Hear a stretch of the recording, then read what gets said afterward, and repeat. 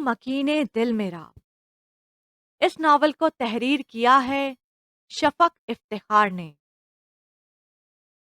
جس لمحے اس کی گاڑی وادی میں داخل ہوئی تو پوری وادی کو برف کی سفید چادر نے ڈھانپ رکھا تھا۔ ہما نظر دور دور تک صرف سفیدی سی ہی بکھری ہوئی تھی۔ پربت، پہاڑ، راستے، گلیاں، سبھی کچھ گویا برف نے ڈھانپ رکھا تھا، اپنے حصار میں لے رکھا تھا۔ وہ بہت محتاط ڈرائیونگ کر رہا تھا، اونچے نیچے ڈھلوانی راستوں پر گاڑی چلاتے ہوئے اسے بہت مشکل پیش آ رہی تھی، مگر آج اس کا یہاں آنا بھی بہت ضروری تھا۔ نہ آتا تو شاید عمر بھر پچھتاتا، اور وہ پچھتانا نہیں چاہتا تھا۔ جو کچھ اس نے سنا تھا اس کا دل اس کو نہیں مان رہا تھا۔ وہ ایک بار اس سے مل کر اس کے منہ سے وہ سب سننا چاہتا تھا، اس بدترین خدشے کی تصدیق کرنا چاہ رہا تھا جو اس کے دماغ میں سرسرا رہا تھا، اور اب وہی بدترین خدشہ دھیرے دھیرے اس کے دل کی طرف بڑھ کر اسے بھی اپنے شکنجے میں لینے لگا تھا۔ اس سے پہلے کہ وہ خدشہ مکمل طور پر اس کے دل میں جاں گزی ہوتا، وہ اس سے مل کر اسے دور کر دینا چاہتا تھا، اور اسے پورا یقین تھا کہ اس سے مل کر سب کچھ ویسا ہی ہو جائے گا جیسا کہ کچھ عرصے پہلے تک تھا۔ کتنے ہی دشوار گزار راستوں سے گزر کر بالآخر اس نے گاڑی ایک چھوٹے سے خوبصورت کاٹیج کے سامنے روک دی تھی۔ گاڑی سے اترتے ہی اتنے گرم کپڑوں کے باوجود بھی سردی اس کے وجود کی ایک ایک رگ رگ کو چیرتی ہوئی اس کے اندر تک اتر رہی تھی، اور یوں بھی ان علاقوں میں سردی اتنی ہی جان لیوا ہوتی ہے، خاص کر نئے آنے والوں کے لیے۔ گاڑی ایک طرف پارک کر کے وہ کاٹیج کے سامنے آ کھڑا ہوا تھا، جس کے ماتھے پر میرال کاٹیج بڑی شان سے جگمگا رہا تھا۔ اس نے پل بھر رک کر پوری شدت سے اس نام کو دیکھا اور اپنے اندر تک محسوس کیا گیا تھا، اور پھر اگلے ہی لمحے اس نے بیل پر انگلی رکھ دی تھی۔ اگلے ہی لمحے دروازہ کھل گیا تھا، اور دروازہ کھولنے والی شخصیت کو وہ اچھی طرح سے جانتا تھا۔ وہ اس کی دادی تھی، اور اب وہ اسے دیکھ کر حیران ہو رہی تھیں۔ وہ اسے تھوڑا بہت جانتی تھیں، مگر زیادہ نہیں، اس لیے اس کی یہاں آمد پر حیران ہو رہی تھیں۔ ہاں، وہ یہی ہے، مگر اس وقت گھر پہ موجود نہیں ہے۔ پتہ نہیں کیوں جب سے یہاں آئی ہے بے حد بے چین ہے۔ سارا دن پاس کے جنگل میں بھٹکتی رہتی ہے، ابھی بھی وہیں کہیں ہوگی۔ اب تمہیں کیا کام ہے اس سے جو اتنی دور چلے آئے ہو اس سے ملنے؟ دادی نے اس کے سوال کے جواب میں اسے بتانے کے ساتھ ساتھ کچھ ناگواری سے اس سے پوچھا تھا، جسے وہ نظر انداز کر گیا تھا۔ اس کے یہاں آنے کا مقصد پورا ہو چکا تھا، وہ یہی تھی۔ وہ ان کا شکریہ ادا کرتا اور ان کے سوالوں کو نظر انداز کرتا واپس اپنی گاڑی کی طرف آ گیا تھا۔ دھڑکتے دل میں یہ احساس ساتھ ہے کہ اگر وہ وہاں نہ ملی یا اس نے اس کی بات نہ سنی تو بہرحال کچھ بھی تھا، اسے جانا تو تھا نا وہاں۔ اس کے جانے کے بعد پیچھے دادی بڑبڑاتی ہوئی دروازہ بند کرنے لگی تھی۔ اس وادی کے گھنے جنگلوں میں کسی زی روح کو ڈھونڈ لینا اتنا بھی آسان نہیں تھا جتنا وہ سمجھ رہا تھا، اور وہ بھی وہ انسان جو جان بوجھ کر کھویا ہو۔ اس نے گاڑی دور ہی کھڑی کر دی تھی اور پیدل ہی اس طرف چلا آیا تھا جہاں سے گھنے جنگلات کا سلسلہ شروع ہوتا تھا۔ یہ خوبصورت عجیب بھول بھلیا سا تھا۔ دن میں بھی گھنے درختوں کی وجہ سے اندھیرا ہی محسوس ہو رہا تھا۔ وہ احتیاط سے آگے بڑھ رہا تھا، ادھر ادھر دیکھتا، کس کو بے قراری سے تلاشتا، لیکن ابھی اس کی نظریں ناکام لوٹ رہی تھیں۔ پر دل کو یقین سا تھا کہ وہ یہیں کہیں آس پاس ہی ہے، بہت قریب۔ ان درختوں کی باس میں اس کی خوشبو بھی کہیں رچی ہے جو مشک سی رگوں کو معطر کرتی تھی۔ وہ چلا جا رہا تھا، مبادا اسے کچھ شور سا سنائی دیا، مدھم میٹھا سا شور، جیسے کسی جھرنے کے بہنے کا مدھر سا شور۔ وہ رک گیا تھا، ٹھہر گیا تھا۔ اتنا خوبصورت اور مکمل مبہوت کر دینے والا منظر اس نے پہلے کبھی نہیں دیکھا تھا۔ ان گھنے درختوں کے بیچ بڑے بڑے پتھروں کے درمیان ایک چشمہ سبک روی سے بہہ رہا تھا، شفاف پانی جس میں جمی کہیں کہیں برف کی تہ اس کی خوبصورتی میں مزید اضافہ کر رہی تھی۔ اس میں تیرتی چھوٹی بڑی سنہری مچھلیاں دور سے ہی دکھائی دے رہی تھیں۔ بلا شبہ وہ قدرت کا ایک خوبصورت شاہکار تھا۔ وہ بے ساختہ ہی آگے بڑھ آیا تھا۔ اس منظر نے بے ساختہ ہی اسے اپنی طرف کھینچا تھا۔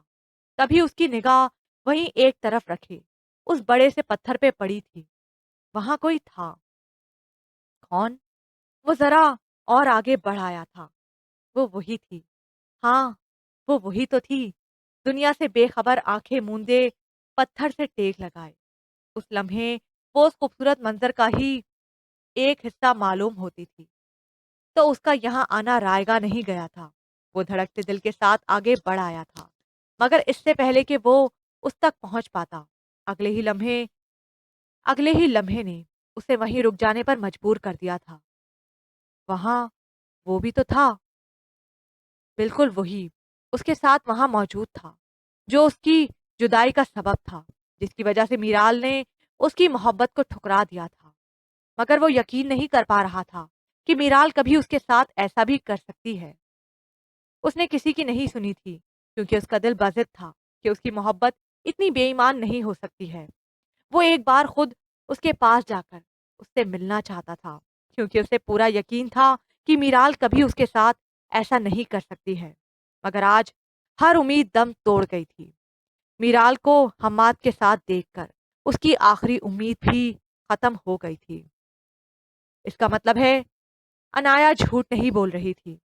وہ الٹے قدموں کچھ بھی کہے بنا، پوچھے بنا، سنے بنا واپس وہاں سے پلٹ آیا تھا۔ اس سارے لمحے کا فسو، اس منظر کی ساری خوبصورتی جیسے پل بھر میں غائب ہو گئی تھی۔ زاد یار حیدر اس لمحے میرال چودھری کی زندگی سے ہمیشہ کے لیے نکل آیا تھا۔ یہ ایک چھوٹے سے کمرے کا منظر ہے، جہاں یہ مدھم سی روشنی میں 0 پاور کا بلب روشن ہے اور باقی روشنی کمرے میں رکھے کمپیوٹرز کی ہے، جس کی جلتی اسکرین سے روشنی کی مدھم سی لہریں نکل کر کمرے میں پھیل رہی ہیں۔ اسی ٹیبل کے پیچھے رکھی کرسی پر کوئی بیٹھا ہے اور اپنے سامنے رکھے لیپ ٹاپ پہ مصروف ہے۔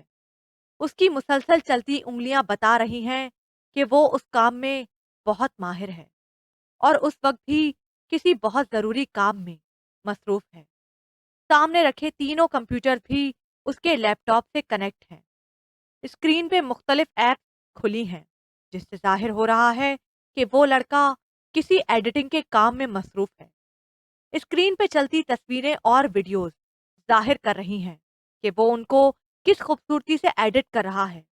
وہ لڑکا اپنے کام کا بے حد ماہر ہے۔ کمپیوٹر ہیک کرنا ہو، ڈیٹا چرانا، سلیٹک کرنا، فیک ویڈیوز تصویریں بنانا، یہ سب اس کے بائیں ہاتھ کا کام ہے۔ مگر اس بات سے بہت کم لوگ واقف ہیں، صرف وہ جو اس کے بہت قریبی دوست ہیں یا وہ جن کے لیے وہ یہ سب کام کر چکا ہے۔ وہ پیسوں کے عوض ایسے کتنے ہی کام کر چکا ہے اور ان سے ٹھیک ٹھاک کمائے گئے پیسوں سے اس کا گزارا بھی ٹھیک ٹھاک ہی ہو رہا ہے۔ مگر اس بار جو وہ کام کر رہا تھا وہ اس کے اپنے لیے تھا۔ اس سے صرف اسے تسکین ملنے والی تھی اور کسی ایسے کو نقصان پہنچانے والا تھا جو کبھی اس کے بہت قریب تھا، کا بہت اپنا، اور پھر اچانک ہی وہ اس سے دور ہو گیا، بنا کسی وجہ سے بے وفائی کر گیا۔ اور خود کو دھوکہ دینے والوں کو علی سلمان کبھی معاف نہیں کیا کرتا تھا۔ یہ اس کی فطرت تھی۔ جتنا وہ تڑپا تھا اتنی تکلیف اسے بھی ملنا چاہیے تھی، ورنہ اسے سکون کیسے ملتا؟ اس کا کام تقریباً مکمل ہونے والا تھا۔ سختی سے بھیجے لبوں پہ اب ہلکی مسکراہٹ تھی۔ انایا، تم نے سچ کہا تھا، وہ بہت آگے نکل گئی ہے اور اس نے مجھے میری محبت سمیت بہت پیچھے چھوڑ دیا ہے۔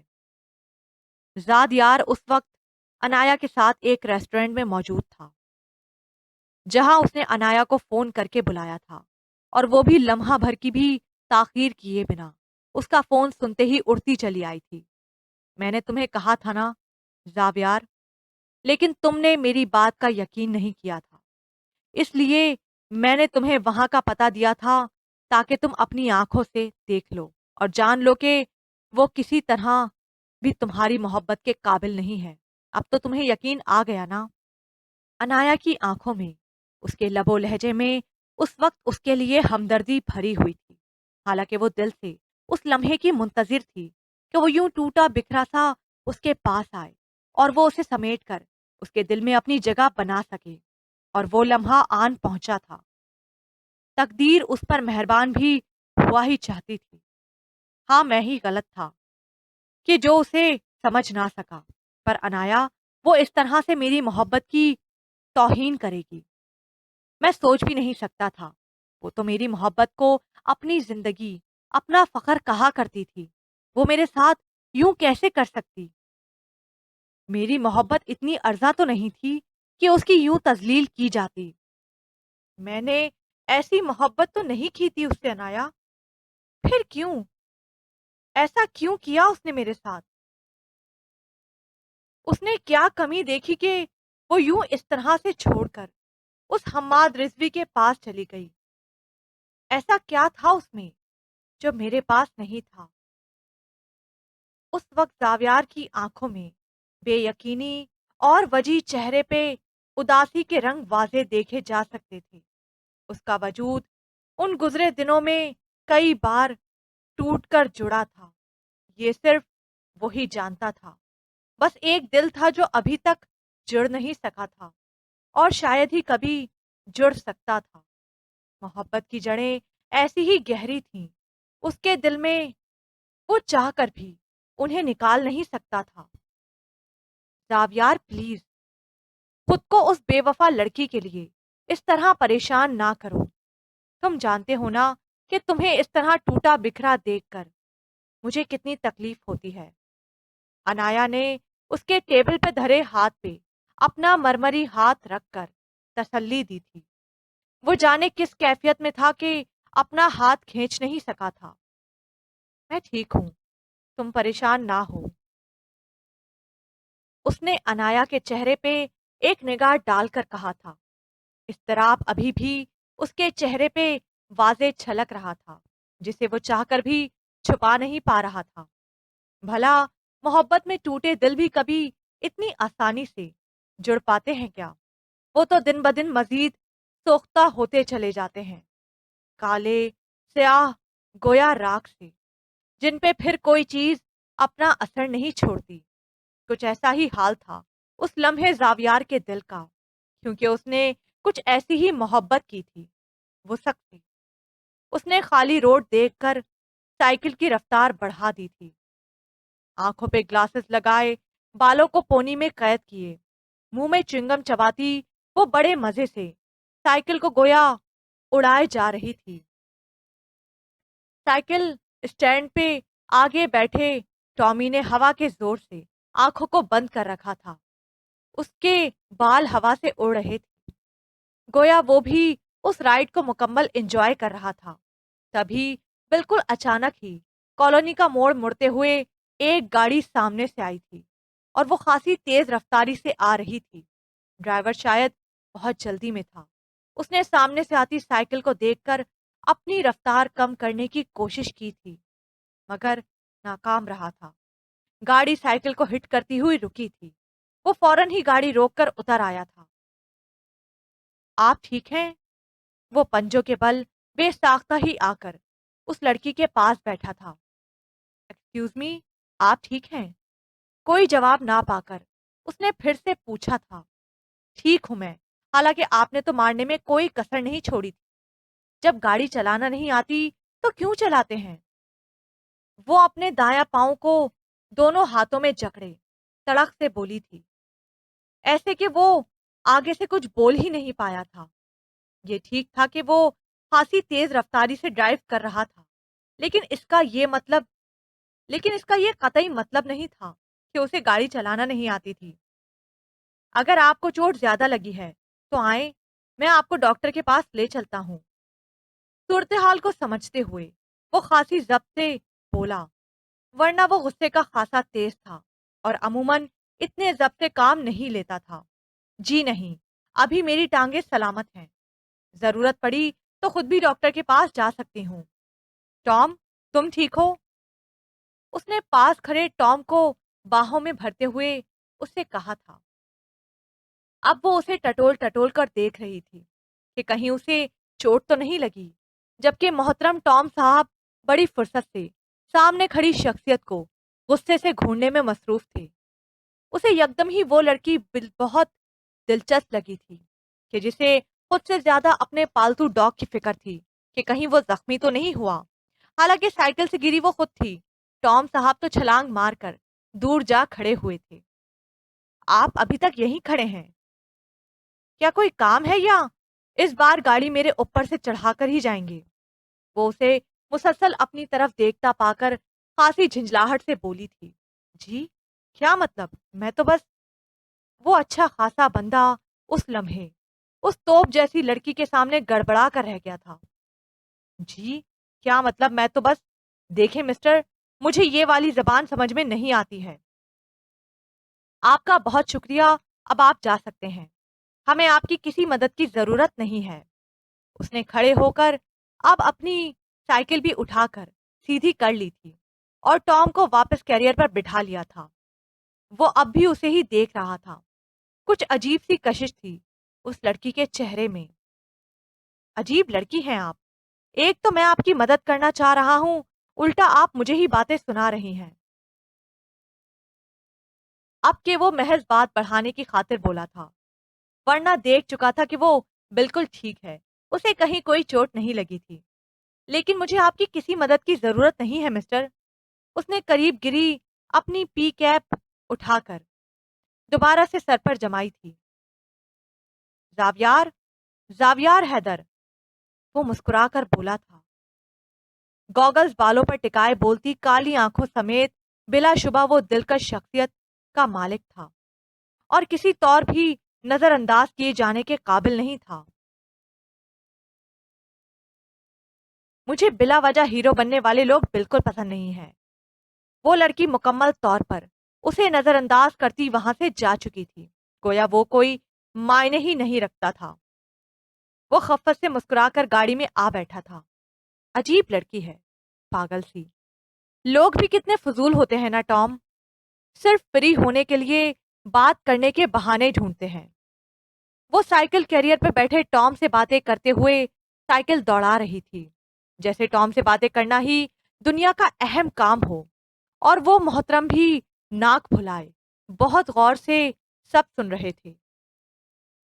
اگلی ہی صبح مارننگ واک سے واپس آتے ہوئے اس خپتی سی لڑکی سے زاویار کی دوسری ملاقات ہوئی تھی۔ ہوا یوں کہ پارک اس کے گھر کے نزدیک ہی تھا، تو وہ گاڑی کے بجائے پیدل ہی چلا جایا کرتا تھا تاکہ واک بھی ہو جائے اور پارک میں ایکسرسائز بھی۔ اس صبح اسے اٹھنے میں قدرے تاخیر ہو گئی تھی، مگر اتنی بھی نہیں کہ وہ اپنی مارننگ واک کو مس کر دیتا، سو روٹین کے مطابق چلا آیا تھا۔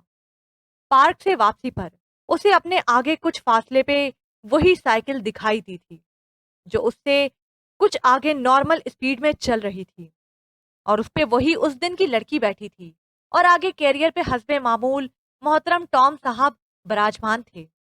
ہوا سے اس کے اسپیکس میں کٹے ریشمی بال اڑ رہے تھے جو آج بھی پونی میں قید تھے۔ وہ آج بھی ٹام سے باتوں میں مصروف تھی اور اپنی ہی دھن میں مگن چلی جا رہی تھی۔ حیرت زاویار کو اس وقت ہوئی جب وہ سائیکل سوار عین اس کے گھر کے گیٹ پہ جا رکی۔ یہ یہاں کیا کر رہی ہے؟ وہ حیرانگی سے سوچتا لمبے لمبے ڈگ بھرتا گیٹ تک آن پہنچا تھا۔ وہ اب سائیکل سے اتر کر اسے سائیڈ پہ کھڑا کر کے چوکیدار سے کچھ پوچھ رہی تھی۔ ٹام اس کے پیروں کے پاس بیٹھا دم ہلا رہا تھا جیسے اس کے حکم کا منتظر ہو۔ آپ؟ چوکیدار سے بات کر کے پلٹی تو اس کی نگاہ کچھ فاصلے پہ کھڑے زاویار پہ پڑی تھی۔ بائی دا وے، آپ یہاں کیا کر رہے ہیں؟ اور اب میں سمجھی کہ آپ یقیناً میرا پیچھا کر رہے ہیں، مطلب اس دن سے آپ میرے پیچھے ہیں۔ بہت شرم کی بات ہے یہ، شکل سے تو آپ خاصے مہذب لگتے ہیں اور پڑھے لکھے بھی، یقیناً تعلق بھی کسی اچھی فیملی سے ہوگا۔ वो नॉन स्टॉप बोलती हुई जावियार को सर से पैर तक घूर रही थी, जो ब्लैक और व्हाइट ट्रैक सूट में मलबूस कानों में एयरफोन लगाए आज भी हैरानगी से उसे देखता, उसके खामोश हो जाने का मुंतजर था ताकि वो अपनी सफाई में कुछ बोल सके। देखें, अगर यही बात मैं आपसे कहूं तो आपको कैसा लगेगा? क्योंकि पीछा तो आप कर रही हैं मेरा, मेरे घर के गेट पे खड़ी होकर आप बातें भी मुझे ही सुना रही हैं और इल्जाम भी मुझ पर लगा रही हैं कि मैं आपका पीछा कर रहा हूं। वो कानों से एयरफोन निकालते हुए गोया उस पर चढ़ दौड़ा था। अब के हैरान होने की बारी उसकी थी। आपका घर? मगर ये तो। वो लम्हा भर को गड़बड़ाई थी और पलटकर गेट को भी देखा था और फिर साइड पे किसी नेम प्लेट को भी। वो तो बिल्कुल सही घर के सामने खड़ी थी। तो फिर ये लड़का। देखें, आपको कोई गलतफहमी हुई है। ये मेरी दोस्त का घर है, सामिया हैदर का, और मैं उससे ही मिलने आई हूँ। वजाहत देते हुए यकायक ही उसके जहन में झमाका सा हुआ था। कहीं आप सामिया के भाई तो नहीं? उसने फौरन ही उससे पूछा था। उसे पता था कि सामिया का एक भाई है, मगर उससे कभी मुलाकात नहीं हुई थी क्योंकि वो अपनी जॉब के सिलसिले में दूसरे शहर में मुकीम था। जी नहीं, सामिया मेरी बहन है, छोटी बहन। वो चिढ़े हुए अंदाज में बोला था। वैसे मुझे हैरत है, सामिया तो अच्छी खासी समझदार है, उसने आप जैसी पागल से दोस्ती कैसे कर ली? वो आगे बढ़कर गेट खोलते हुए बड़बड़ाया था। मकसद उसे तपाना था। टॉम आज भी उसे घूरने में मसरूफ था। देखें, आप मेरी इंसल्ट कर रहे हैं। वो गुस्से से बोलती पीछे ही चली आई थी। ये इंसल्ट नहीं है, मैंने महज अपना ख्याल जाहिर किया है। वो आगे को चलते हुए कह रहा था।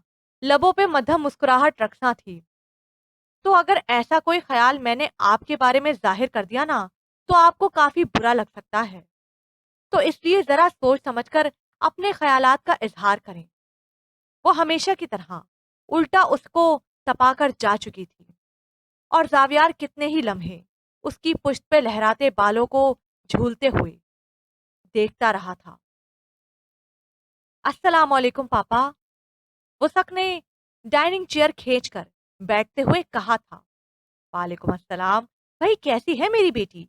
छुट्टियों को खूब एंजॉय कर रही है, मुलाकात ही नहीं होती।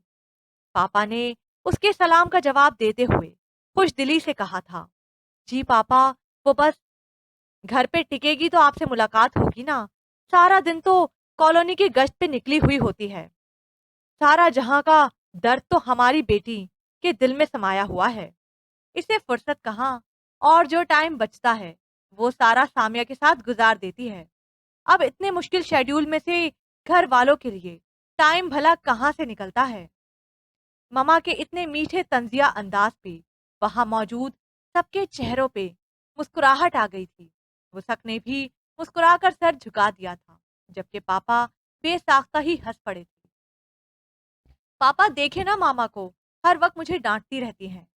वो मासूम सी सूरत बनाकर बोली थी। भाई बेगम, ये गलत बात है, मत डांटा करें वसक को। और फिर सामिया से इसकी मुलाकात भी काफी टाइम बाद हुई है। पापा ने फौरन ही उसकी तरफदारी की थी। वसक ने दोनों छोटे बहन भाई को विक्ट्री का निशान दिखाया कि ये देखो, पापा मुझसे कितना प्यार करते हैं, जिसे देखकर जैन तो हंस पड़ा था, जबकि अनाया का हस्बे मामूल मुंह बन गया था। बड़ी बहन को दी जाने वाली अहमियत उसे कभी कभी बड़ा तपा देती थी। वो ऐसी ही थी, बात बात पे मुंह फुलाने वाली।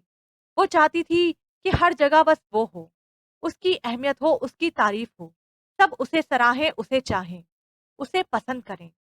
और उसकी ये खुद पसंदी, खुद नुमाई ढकी छुपी बात नहीं थी। घर में सभी उसकी तबीयत से वाकिफ थे। उसकी शिद्दत पसंदी से सबको डर लगता था, इसलिए सब उसे समझाते भी रहते थे, खासकर ममा, क्योंकि हाल ही में अनाया की मंगनी हुई थी उसकी पसंद से, अपने क्लास फेलो से, और वो काफी खुश भी थी इस रिश्ते से। हालांकि ममा और पापा अभी इस चीज के लिए तैयार नहीं थे, मगर अनाया की जिद के आगे उन्हें हार मानना पड़ी।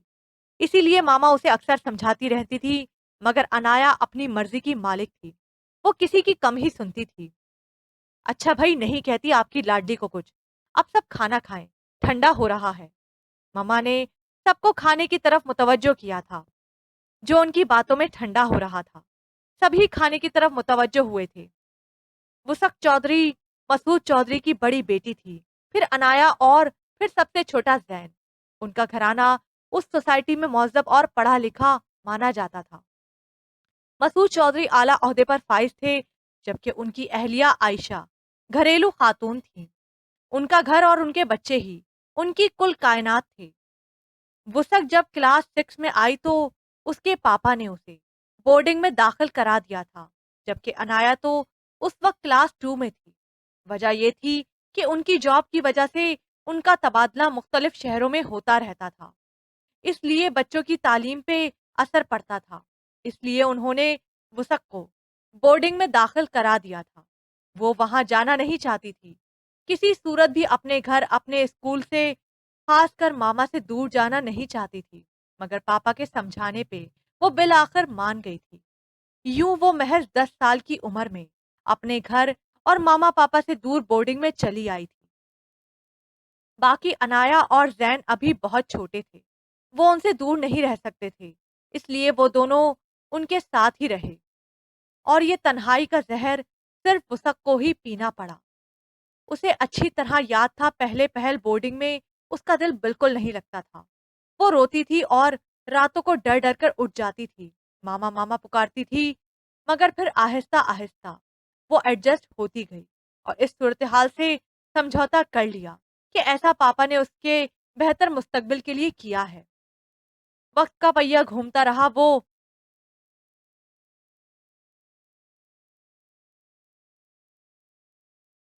वो मैट्रिक, उम्रिक मंजिलें और तालीमी मदारिज कामयाबी से तय करती रही। हर छुट्टियों में घर आती, मगर फिर कभी उसने बोर्डिंग छोड़ने की बात नहीं की। वो समझ चुकी थी कि ये सब उसकी बेहतर तालीम के लिए किया गया है। वो समझ चुकी थी कि ये सब उसकी बेहतर तालीम के लिए किया गया है, इसी में उसकी भलाई है। हालांकि अनाया और जैन हर जगह उसके साथ ही रहे, मगर फिर कभी वसक ने वालदैन से जिद नहीं की। अगर कभी इजहार किया तो भी तो हमेशा पापा ये कहकर चुप करा देते थे कि वो बड़ी है, समझदार है, जबकि अनाया अभी छोटी है, नासमझ और जज्बाती है, घर से दूर नहीं रह पाएगी। और जैन अभी बहुत छोटा है। वो ये सब सुनकर हमेशा चुप हो जाती थी, क्योंकि फितरतन वो एक सुलझो और नर्म मिजाज लड़की थी। और पता नहीं क्यों हमेशा समझदार लोगों को ही समझौते करने पड़ते हैं। शायद इसलिए क्योंकि उनकी समझदारी, उनकी अकल उनके दिल पर गालिब आ जाती है और वो बुज़दिल बन जाते हैं। समझदारी का मुजाहरा करते हैं और खामोशी को हथियार बना लेते हैं, लेकिन दर हकीकत वो खुद पे जिंदगी को तंग कर रहे हैं, खुद को औरों के हाथों में देकर अपना तमाशा देख रहे होते हैं। और फिर सारी जिंदगी के समझौतों और कुर्बानियों को हम सब्र और बर्दाश्त का नाम नहीं, बल्कि खुशी का नाम देते हैं। हालांकि वो सब्र और बर्दाश्त नहीं, दिल को मारना कहते हैं, खुद को खत्म करके जीने को कहते हैं। अपने अंदर की तमाम खुशियों और ख्वाबों तमन्नाओं को दिल के अथाह गहरे समंदर में दफन करके हम उस कमरे की चाबी भी साथ ही दफना देते हैं और लबों पे जख्मी मुस्कुराहट सजाए सारी खुद को सारी खुद पे हम खुश रहने का टैग लगाए फिरते हैं। बोर्डिंग में रहने की वजह से उसकी शख्सियत में बला का एतमाद पैदा हुआ था, जिसका मुजाहरा वो हर जगह करती नजर आती थी। हाँ, कभी कभी आज भी वो अपने हक के लिए बोलना भूल जाती थी। दूसरों को खुश करते करते वो खुद को भूल जाती थी। इस बार जब वो ग्रेजुएशन के बाद घर आई तो कॉलोनी में टहलते हुए इत्तेफाकन उसकी मुलाकात सामिया से हुई। वो दोनों बचपन की दोस्त थीं। हाल ही में वो लोग उस कॉलोनी में शिफ्ट हुए थे। इस इत्तेफाकिया मुलाकात से दोनों बेहद खुश हुई थीं। तब से रोज मुलाकात गोया जरूरी ठहरी थी। बहरहाल नरम दिल सी वसुक अपनी जिंदगी और मोहब्बत भरे घर में अपने माँ बाप और बहन भाई के साथ एक अच्छी और पुरएतमाद जिंदगी गुजार रही थी। और वो बहुत खुश और मुतमईन भी थी। मगर जिंदगी कब रंग बदल ले, इंसान कभी नहीं सोच सकता है। अगर उसे पता हो तो वो सद्भाव ना करे। वो सक, आगे का क्या प्लान है तुम्हारा बेटे? ग्रेजुएशन तो तुम्हारी हो गई है, रिजल्ट भी बस आजकल में आने ही वाला है। उस दिन वो बड़ी फुर्सत से नाश्ते के बाद मामा की गोद में सर रखे बैठी थी। तभी मामा ने प्यार से उसके रेशमी बालों को सहलाते हुए पूछा था, मामा, मैं मास्टर्स के लिए यूनिवर्सिटी में एडमिशन ले रही हूँ और प्लीज इस बार मैं किसी हॉस्टल में नहीं रहने वाली हूँ। अभी से बता रही हूँ, फिर ना कहिएगा। बस बहुत रह ली मैं आप लोगों से दूर। वो बहुत लाड से उन्हें बताने के साथ साथ तनबीह करना नहीं भूली थी।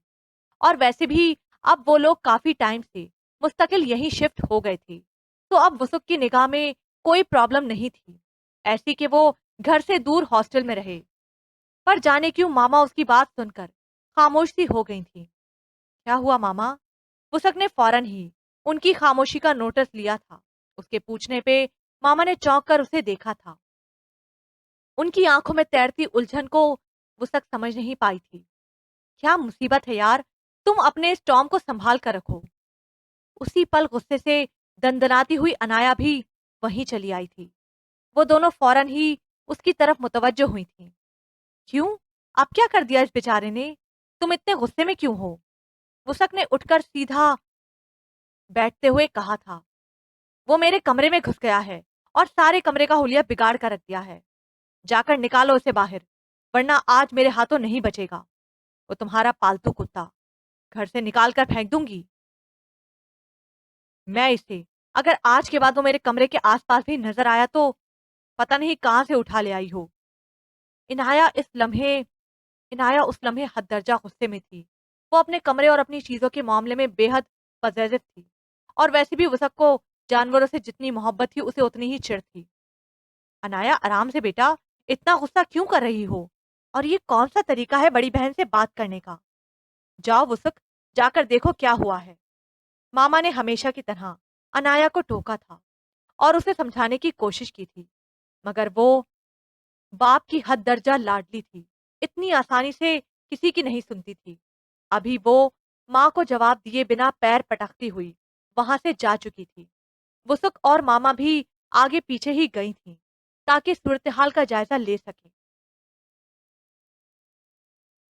जावियार, इस वक्त कहाँ जा रहे हो बेटा? सामिया बस खाना लगा ही रही है। कमरे से निकलकर कॉरिडोर में लगे की स्टैंड से गाड़ी की चाबी उठाते जावियार से मामा ने पूछा था। वो किचन से निकलकर डाइनिंग रूम की तरफ जा रही थी। कहीं नहीं मामा, बस अभी 15 मिनट में आ रहा हूँ। ये मेन रोड पे साइम वेट कर रहा है, उसे कुछ काम है मुझसे। उसने मामा को यूं अपने बेवक्त जाने की वजह बताई थी। साइम उसका दोस्त भी था और ऑफिस कोलीग भी, तो ऑफिस के काम से ही वो उससे मिलने आया था। अच्छा ठीक है, जाओ, मगर जल्दी आ जाना, ये नहीं कि गायब ही हो जाओ। मामा ने उसकी पूरी बात सुनकर कहा था। वो उन्हें सलाम करता घर से बाहर निकल आया था। मामा और पापा को बहुत बुरा महसूस होता था कि अगर खाने के वक्त पे कोई बाहर जाए या टेबल पे खाने के लिए देर से आए। शुक्र है उस वक्त पापा से सामना नहीं हुआ था, वरना अलग अदालत लग जाती। वैसे भी उसे जल्दी ही आ जाना था। ठीक 5 मिनट बाद वो साइम के सामने था। वो वहीं रोड साइड बने एक रेस्टोरेंट में उसका इंतजार कर रहा था। 10-15 मिनट उससे डिस्कशन के बाद वो वहां से उठ आया था। इतनी देर में सामिया के 2 मैसेजेस आ चुके थे कि वो जल्दी आए। वो लोग खाने पे उसका वेट कर रहे हैं। उसने उसे अपने आने का कहा और गाड़ी में आ बैठा था। उसकी गाड़ी कॉलोनी में दाखिल हुई तो उसे कॉलोनी के पार्क के गेट के साथ बेंच पे कोई बैठा हुआ नजर आया था। पहले अंधेरे की वजह से उसे ठीक से समझ नहीं आया कि कौन है, लेकिन जब गाड़ी बिल्कुल सामने जा रुकी तो उसने लम्हा भर में पहचान लिया था कि कौन है। वो वुसक थी, जो घुटनों में सर दिए शायद रो रही थी। ये इस वक्त यहाँ क्या कर रही है, और वो भी तन्हा? वो खुद को रोक नहीं पाया था और लम्हे के 1000वें हिस्से में गाड़ी से उतर आया था। वो रो ही रही थी, मगर क्यों? वुसक, तुम ठीक हो? क्या हुआ है? तुम रात के इस वक्त यहाँ अकेली क्या कर रही हो?